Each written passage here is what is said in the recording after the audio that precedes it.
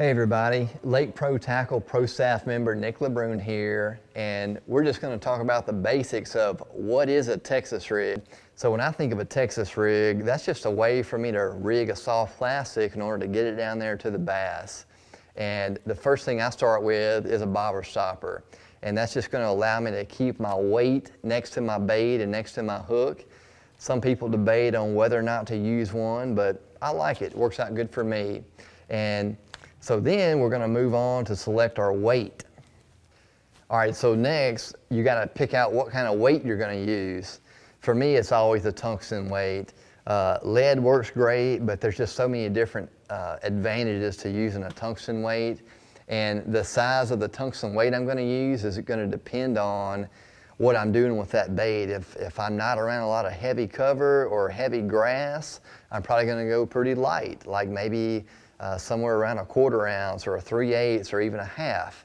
If I'm punching grass and punching thick mats, I'm probably going to have a 1 ounce to 1.5 ounces. So your weight selection really just kind of depends on what are you going to be doing with that Texas rig. All right, and so next, after you get your bobber stopper, your weight, you got to pick a hook to use. And again, what style of hook you use is going to depend on what you're doing with that Texas rig, but you have choices like a EWG, that's an extra wide gap, or a straight shank flipping hook, or just maybe an old-fashioned round bend worm hook. All those are kind of different applications that are going to depend on the technique that you're doing, but one thing I would tell you is always kind of match your hook to whatever size line that you're using.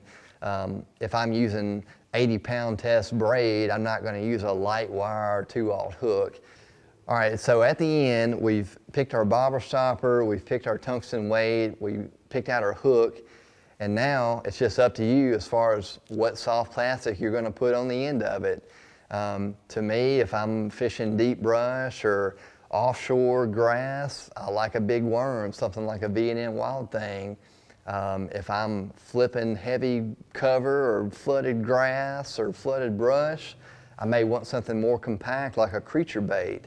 So there's a ton of options in the Texas rig world, but here's the basic info to get you started.